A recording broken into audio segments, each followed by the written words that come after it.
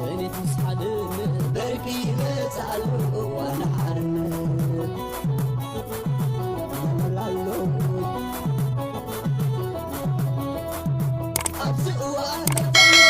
إشمت مزمزة نتم كل سنة دوا مسكرزة زمن مسافتي مننا بعرف ماما زمن سندري لا تعصر قاما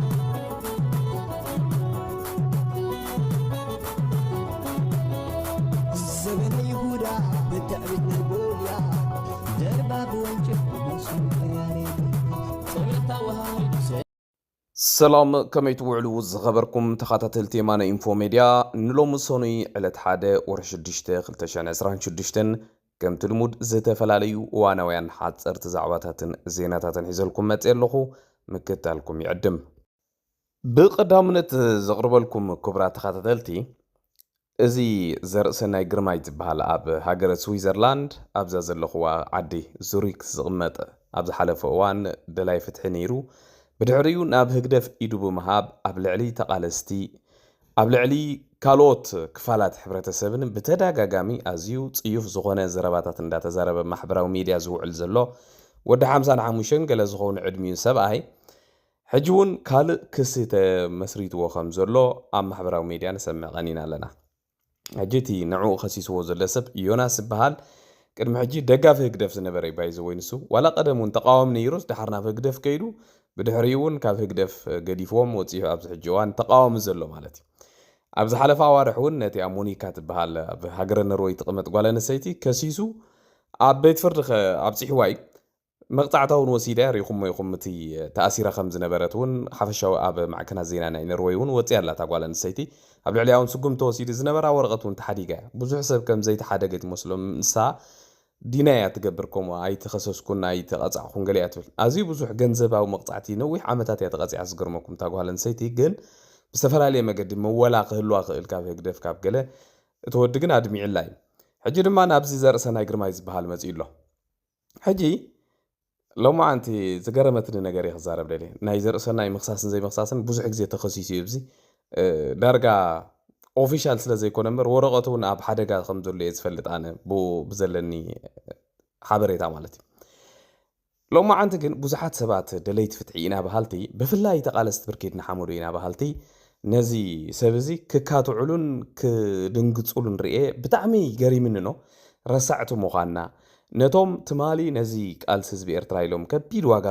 ዝኸፈሉ ሰባት ድሮ ረሲዕናዮም ነቶም ንዕኦም ንምውዳቕ ላዕልን ታሕትን ዝብሉ ዝነበሩ ክሳብ መወዳእታ ዝተቃለሱ ሰባት ድማ ሕጂ ተመሊስና ክድንግጸሎም ከለና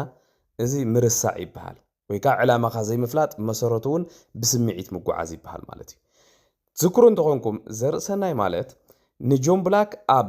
ኣብ ሃገር ሆላንድ ኣብ ዝተኻየደ ክሲ ካብቶም ቀዳሞት ብክሲ ከይዱ ዝኸሰሰን ባዕሉ በአካል ዝመስከረን ነዚ ዝገበሮ ድማ ባዕሉ ኣብ ማሕበራዊ ሚድያ መጽኡ መረጋገጺ ዝሃበና ንሰብ ቪድዮ እንተረኺብዮ ቪድዮ ሒዘልኩም ክመጽእ ዝቕጽል ዘሎ እዚ ሰብ እዚ ንጆን ብላክ ካብቶም ቀዳሞት ከሰስቱ ጆን ብላክ እዚ ኩሉ ማእሰርቲ ንኽፍረድ ዝገበረ ጆን ብላክ እዚ ዘርእሰናይ ንጆን ብላክ ብዝምድና ብዓዲ ተመጺኻ ወዲ ዓዱ እዩ ግን እዚ ሰብ እዚ ዓዲ ይፈልጥ ገለ ይፈልጥ ኣብ ልዕሊ ደለይቲ ፍትሒ ዘለዎ ጽልኢ እዚ ክበሃል ኣይከኣል ብሰንኪ ሓደ ክልተ ሰባት ኣኾርዮም ሞዶ በዲሎም ሞዶ ገለ መለ ዝበሃል ምኽንያት ኣሎ ዘርሰናይ ልዕሊ ዝመንም ሰብ ንሕና ንፈልጦ ኣብዛ ዓዲ ምሳይ ዝቕመጥ ነዊሕ ጌርና ኢና ንፈልጦ ዝበደሎ ሰብ የለ ገለ የለ ባዕሉ ዝረኽቦ ረብሓ ስለ ዘለዎ ክኸውን ይኽእል ናብ ህግደፍ ኢዱ ሂቡ ናብ ህግደፍ ኢዱ ምሃቡ ንዓና ፀገም ኣይኮነን ናብ ደስ ዝበሎ ኸይዱ ኢዱ ክህብ ይኽእል እዩ ደስ ዝበሎ ክድግፍ ይኽእል እዩ ኮይኑ ግን ኣብኡ ምስ ከደ ኣብ ልዕሊ ደለይቲ ፍትሒ ዝገበሮ ፕሮፓጋንዳን ብተደጋጋሚ ናብ ውሽጢ ኤርትራ እንዳኸደ ኣብኡ ኮይኑ ነዚ ደላይ ፍትሒ ነዚ ኤርትራዊ ሓፈሻዊ ኣብ ምጽላም ዝገበሮ ከቢድ ስራሕ ዋጋ ክኸፍል ክኽእል ኣለዎ ብሓፈሹ እውን ከምቲ ዝበልኩኹም ብዙሕ ክስታት ዘለዎ ሰብ እዩ ኣብ ሃገረ ስዊዘርላንድ ስለዚ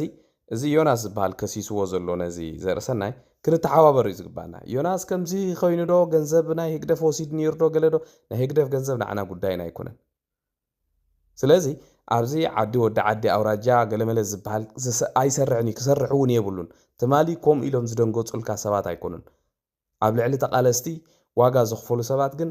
በታ ክስ መሰረት ብሕጋዊ መገዲ ዋጋ ክኸፍሉ ኣለዎም ስለዚ ኣነ ይድጉፈ እየ ነዚ ናይ ዮናስ ክሲ ኣብ ልዕሊ ዘርሰናይ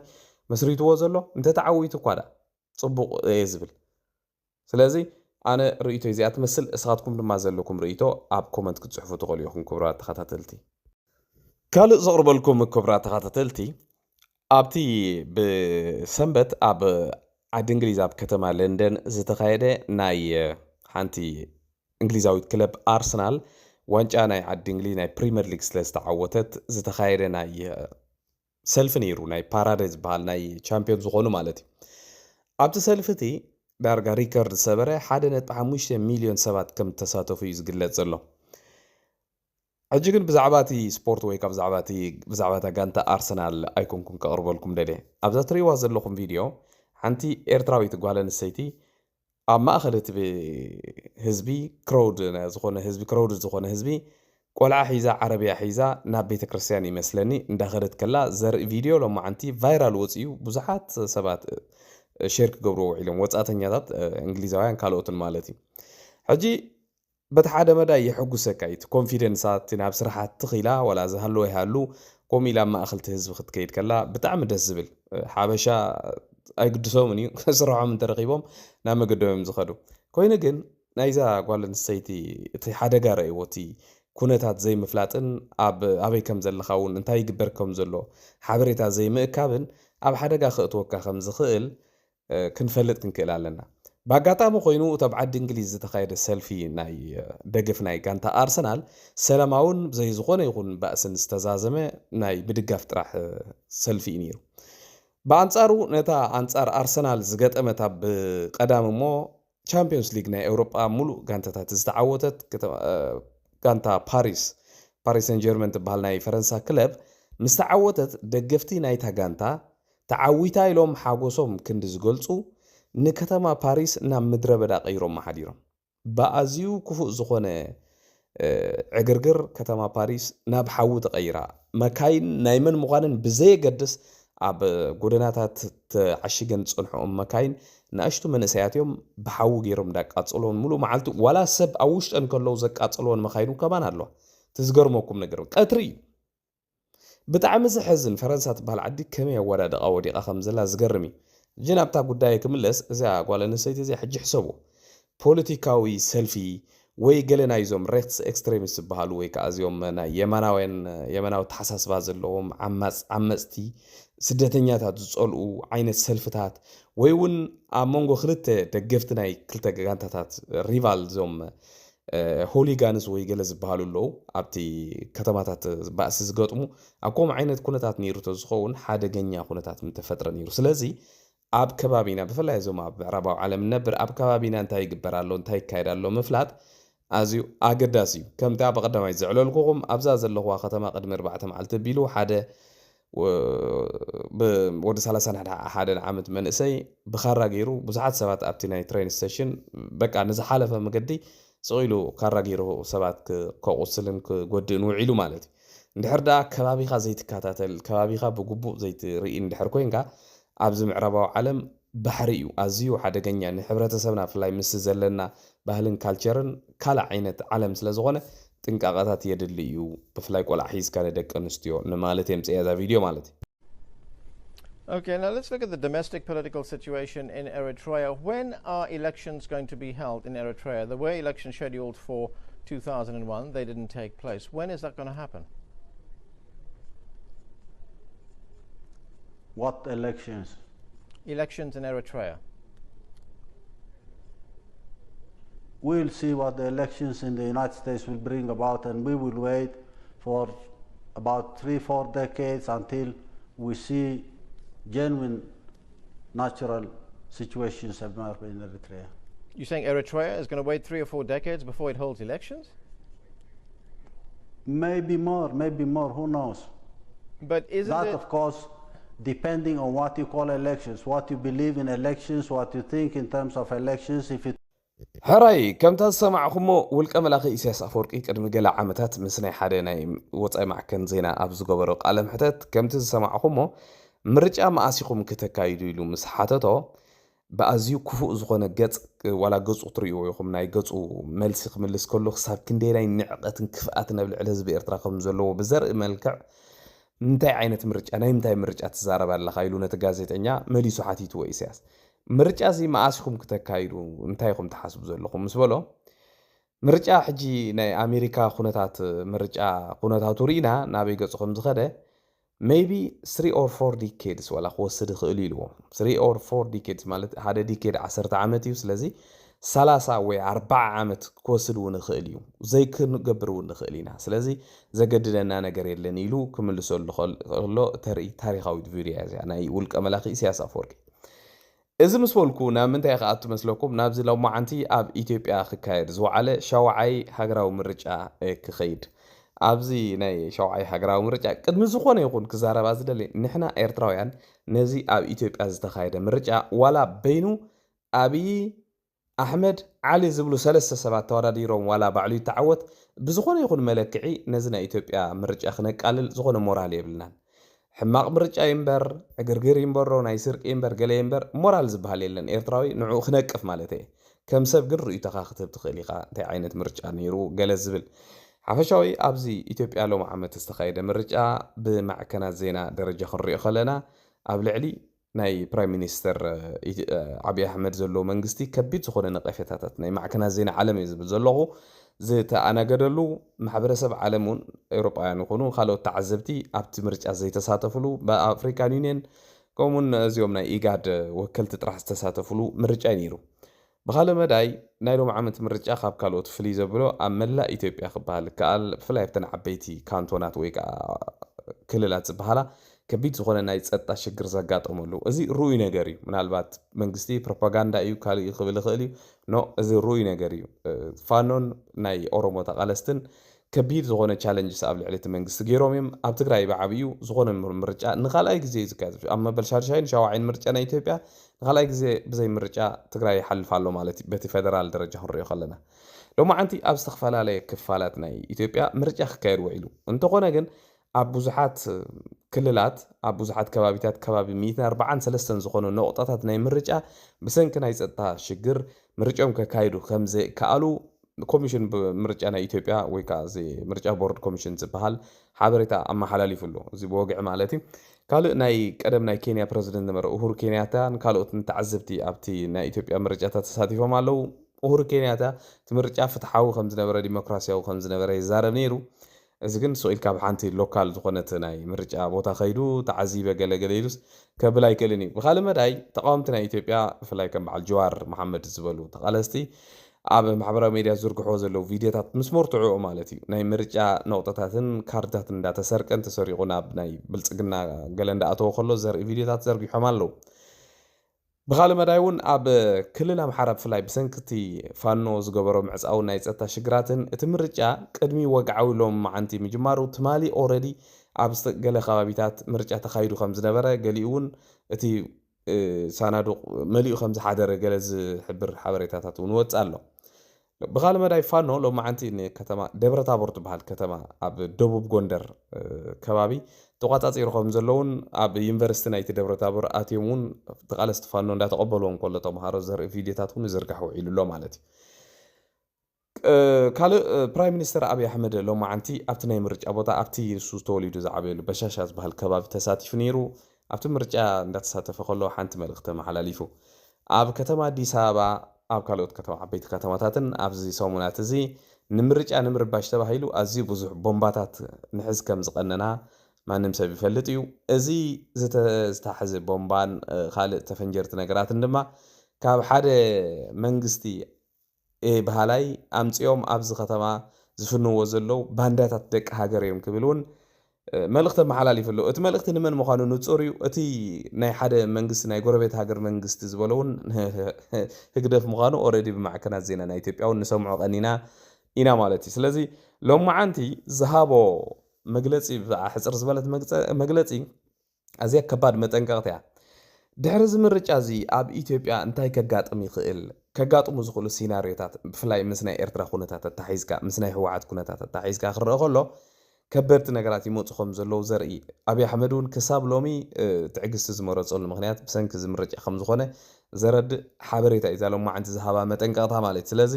ኦልሬዲ ናብ ሕወሓት ናብ ፋኖን ናብ መንግስቲ ኤርትራን ሎማዓንቲ ሕፅር ዝበለት መጠንቀቕታ መሓላሊፍሉ በቋንቋ አምሓርኛ ኣብዚያ ከቅርበልኩም ይህ ምርጫ እንዲደናቀፍ በመቶዎች የሚቆጠሩ ቦምቦች በየከተማው እኮ ስለቅም ኖረናል። ሰው የራሱን ወገን የራሱን ወንድም ማን ላይ እንደሚያርፍ ሳያቅ እንደረበሽኩ ለማለት ብቻ ከሆነ ሀገር የተላከለትን ቦምብ ይዞ በየከተማው መሄድ ይሄ ጤነኛ የትግል ስልት አይደለም። ያ ቦምብ ልጅህን፣ እናትህን፣ ወንድምህን፣ እህትህን ሊገል ይችላል። ጠላት ላይ የሚያርፍ አይደለም። ቦምብ ሁለት ጠላትና ወዳጅ ተብሎ በተለዩ ኃይሎች ድንበር ተለይቶ የምትወራወረው ጉዳይ እንጂ ማህበረሰብ ውስጥ ኳስ የሚጫወት ሰው ውስጥ ምርጫ የሚያደርግ ሰው ውስጥ የምትገባው ጉዳይ አይደለም። ምርጫው ውስጥ ማን እንዳለ ስለማይታወቅ እና ይህ አስተሳሰብ መቀረፍ ያለበት ይመስለኛል። የባንዳነት ተላላኪነት፣ ለጥቂት ጥቅም ሲባል ታዛዥነት፣ ካልቀጠቀጥክ ካልገረፍክ በስተቀር በንግግር ያለማመን በሽታ መፈታት ያለበት ይመስለኛል። ይሄ ከምርጫ ጋር ትስስር የለውም። ብንመረጥም ባንመረጥም እንደ ዜጋ ለሰላም ለአንድነት የምንሰራ ይመስለኛል። ብኻልእ መዳይ ክቡራት ሰማዕቲ ኣብ ትግራይ ሎማዓንቲ ሕወሓት ነቲ ናይ ግዝያዊ ምሕዳር ብፌደራል መንግስቲ ዝተመስረተ ብውዕል ፕሪቶርያ መሰረት ኣፍሪሱ ዝመስረቶ ናይ ባዕሉ መንግስቲ ካቢነ መሪፁ ሎ ሎማዓንቲ ማለት እዩ። እቶም ዝተመርፁ ካቢነ ኣባላት እቶም ናይ ሕወሓት